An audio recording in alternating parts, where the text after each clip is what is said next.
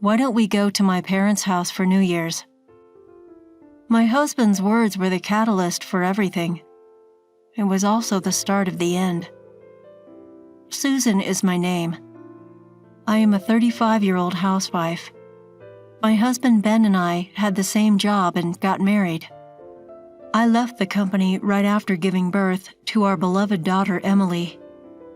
I visited my husband's parents for the first time when she was 6 years old. "Hey, isn't dinner ready yet?" My mother-in-law's voice echoes. "Mother, yes, almost." I respond while busily working. My mother-in-law lets out a long sigh. "You're a complete slacker. How can you put up with a wife like this, Ben?" Yeah, other people's wives are more quick with everything, but absolutely not her. What? I thought. Oh my goodness, you're just sitting there watching TV. Right before I opened my mouth to say it to my husband, I heard my mother-in-law's words. "After breakfast, clean up the yard, then clean up the closet, and then the storage outside." It was supposed to be New Year's Day. New Year's is supposed to be the most relaxing day of the year. But why am I busily working like this? My husband doing nothing irritates me so much. I was too worn out to move by the time I finished all the tasks I was told to do. I took a seat in the living room, exhausted. "Who said you can take a break? Make lunch already." My mother-in-law commanded me without hesitation. "I've been working all day," I said, "and I just needed a break." "A wife should be working like a servant. You want to eat for free without having to work? Work!" What? My husband lives in the countryside. For better or worse, old customs still exist there.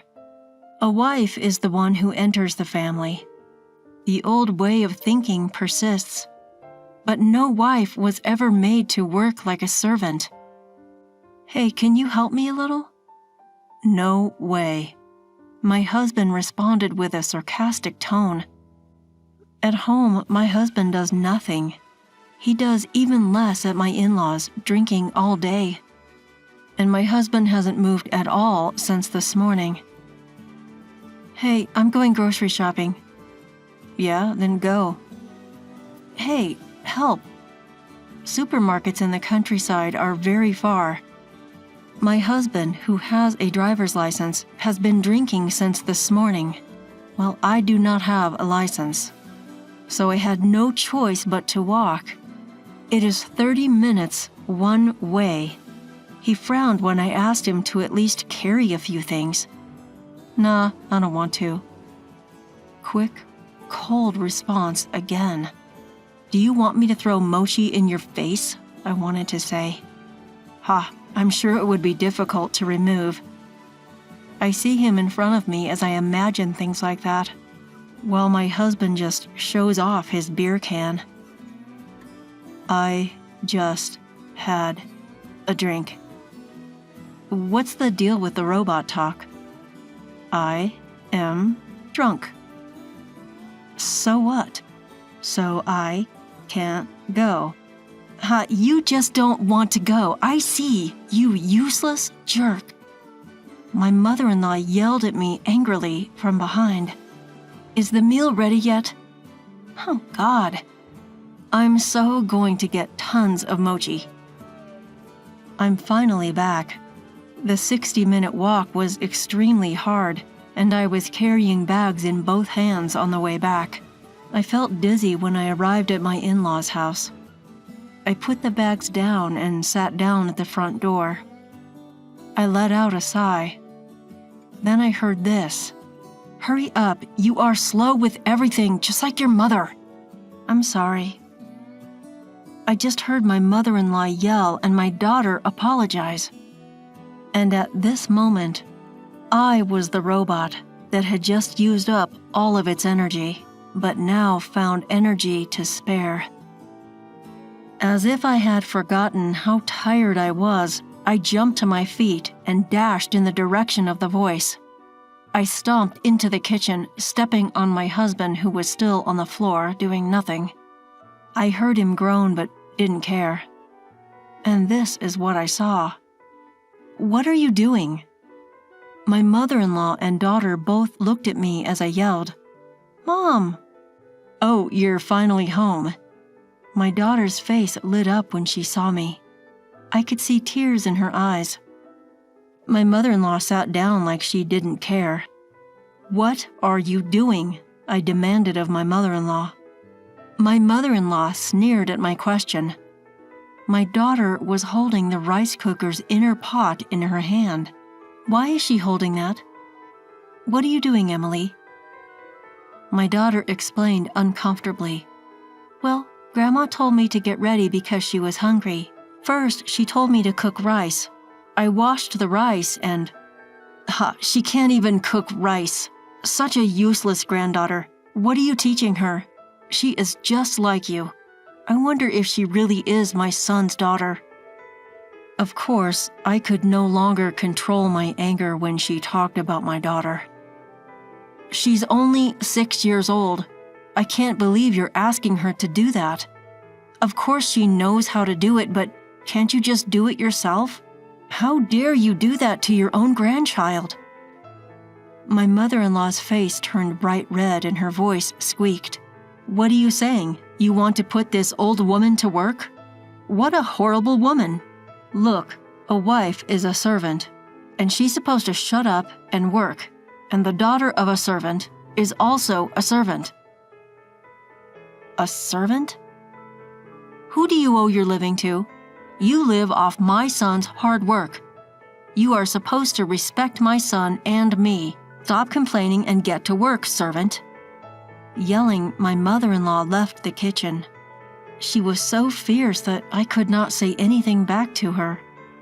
I didn't have a word to say. I was speechless at how stupid she sounded. Then I heard her and my husband talking. "Your wife is useless. She's no better than a servant." "Well, when my daughter grows up, she'll be of some use to you. Just have a little more patience." "You're having a hard time too at home, right? You can come back if you want." "Divorce? That's fine, but I need a servant." "Hey, why don't we live together? I'm sick of my current job too. Maybe it wouldn't be a bad idea to let her do the work and I can relax and live in the countryside." What did my husband just say? I was horrified by his comment. "Oh, that's a good idea." My mother-in-law agreed, and I was just out of my mind. I clenched my fists, but noticed they were quickly covered with warm hands, and I realized, "Mom?" It was my daughter. I slowly looked at her. She looked up at me with a worried face. I crouched down, meeting her eyes, and slowly spoke to her. "Hey, Emily. What, Mommy? Do you like Daddy?" Okay, she can't give me an immediate answer. Of course she can't. My husband is indifferent to her growing up. When he comes home from work, he doesn't even talk to my daughter. He sits on the couch and watches TV, or he's on his phone. On weekends, he goes out drinking and comes home late. After COVID, he drinks a lot at home. The hangover the next day is a regular occurrence. On holidays, he either stays home doing nothing or goes out with friends. Very few times we went out as a family.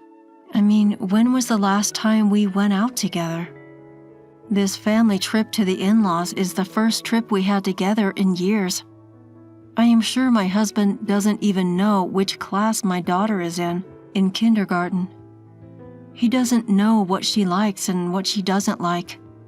He is not interested in what my daughter wants to be in the future. He probably doesn't even know that she'll be in elementary school next year. She can't say she loves her father. Of course she can't. I asked her again, "Well then, do you like your grandmother?" "No." Well, this time it was an immediate answer. I laughed. I thought to myself, well, yeah, if she yells at her like that. Then she said something unexpected. "Because she bullies you, Mom. It's New Year's Day and you haven't had a chance to relax at all. She's always telling you to do this and that. Grandma is so cruel." Wow, children are watching things.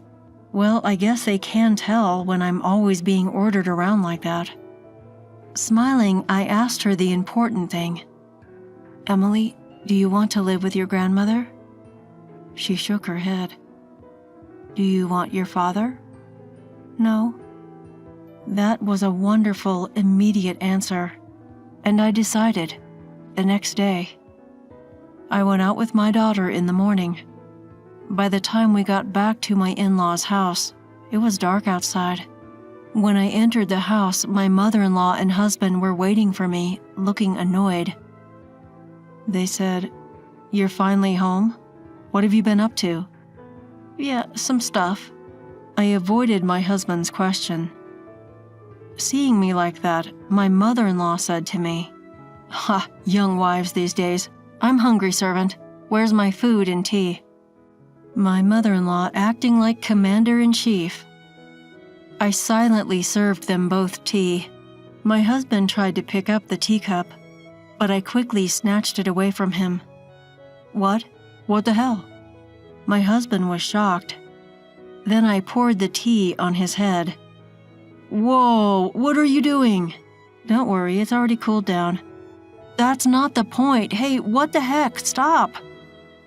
Avoiding my husband's reach, I put the cup down. "What the hell are you doing? You are a servant." My mother-in-law had a furious expression. "Shut up. I'm not your servant," I yelled back angrily. My mother-in-law tried to stand up and yell at me. I interrupted her. "What? A son's wife is not a servant. I'll tell you if you didn't know. I am not a servant." My mother-in-law was unable to say anything back to me, so I continued. She was so shocked she couldn't get a word out of her mouth. I glared at her, and then I moved my face closer to her. "Ah!" My mother-in-law screamed.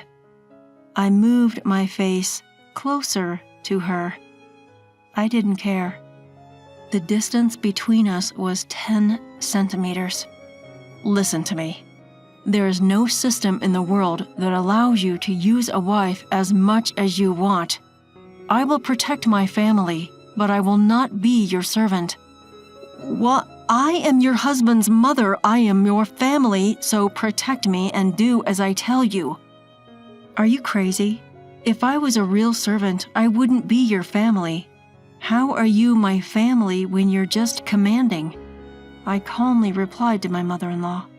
My mother-in-law's face, which had been pale blue earlier, was now bright red.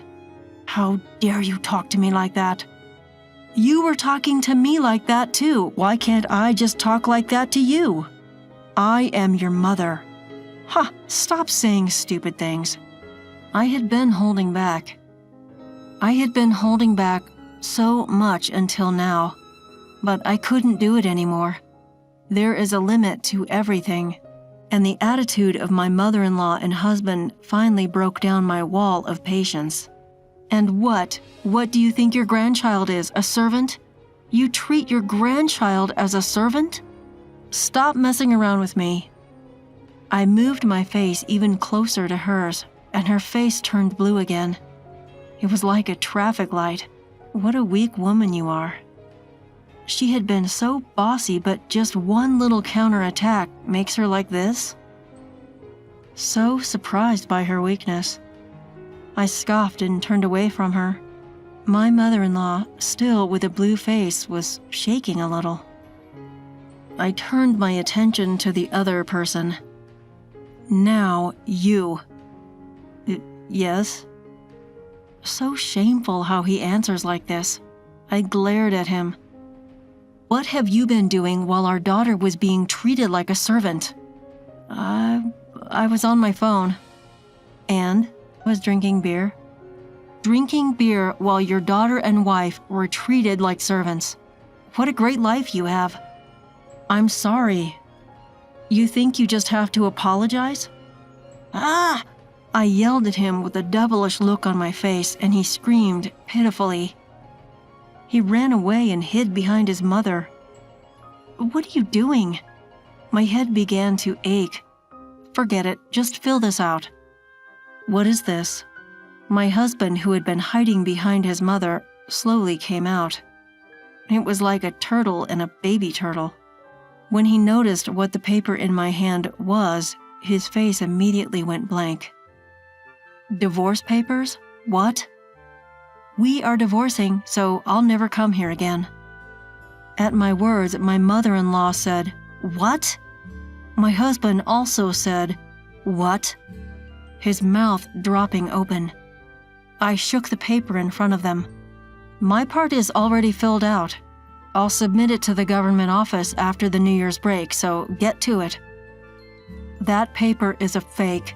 How can you get it when the government office is closed? Well, I'm sorry, you can get divorce papers even on holidays.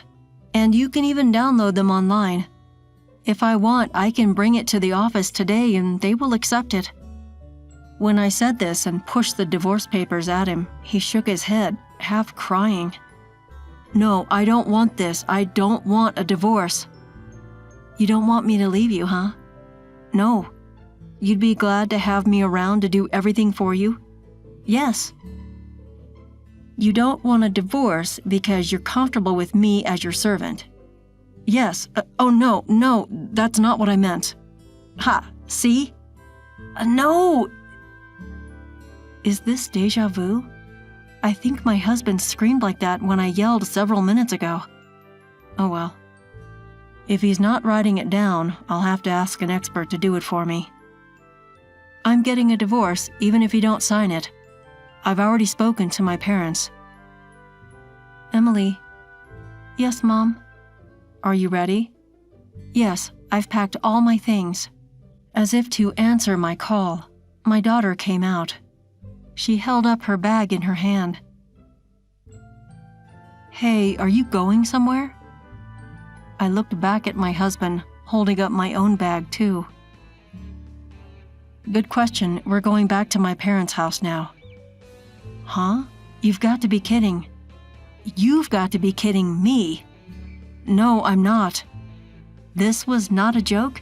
You treating us like servants? We can discuss this through our lawyer. Goodbye. I said what I was going to say. I took my luggage and headed for the front door with Emily. My husband immediately chased after us. Wait a minute, you can't live without me. Hearing those words, I stopped. I turned around slowly, and my husband also stopped. I stared at him. Did you forget? I asked. What do you mean? I used to have a better career than you, and I used to make more money than you. I quit my job when I got pregnant, but even then, I was making more money than you are now. My words made my husband pale. He had been working at the same place, but had he forgotten about it? Very convenient memory. I know I have a blank slate, but I will start working little by little. My parents are willing to help me. We are going to stay at my parents' house for a while. I will go back to work little by little. Even if I don't make as much money as I used to, I'll probably manage. No, I'll make it work. Seeing how determined I was, my husband was already half crying. I'm sorry, I can change. Please don't divorce me. You had so many chances to change your mind, but you were the one who threw them away. It's too late for regrets. Saying this, I put my hand on the front door. Then, wait, my mother-in-law, who had remained silent until then, called out to me. What is it? I turned around, annoyed, and saw my mother-in-law there with a troubled look on her face. My mother-in-law exclaimed, "What happens to my meals?" I don't care, I yelled, and we left my in-laws' house.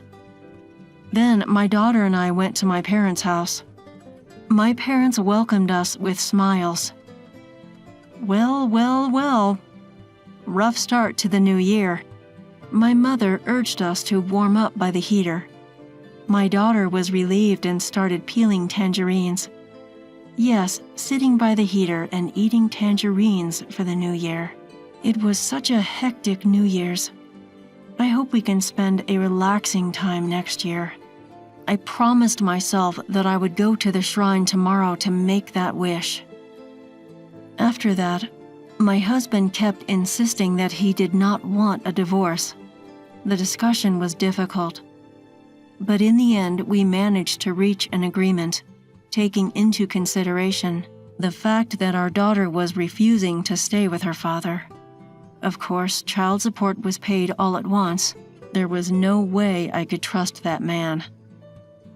As a result, the apartment where we originally lived was sold, and Ben, who became my ex-husband, returned to his parents' home.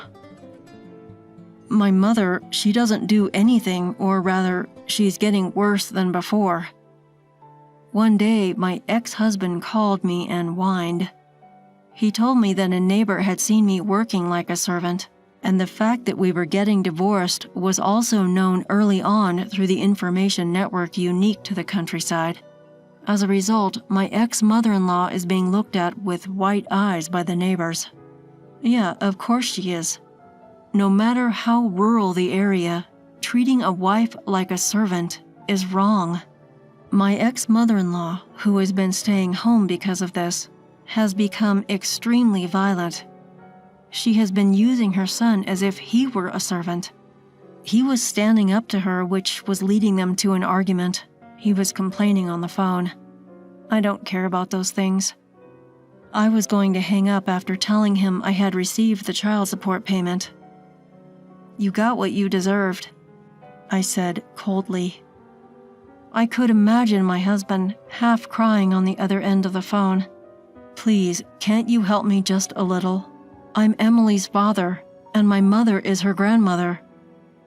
I smiled at his words, though he couldn't see me, and said, "I just had a drink." "Why are you talking like that?" "I am drunk." "Hey, I can't go." "Hey, I'm sorry. Why would I go help?" I shouted and hung up the phone.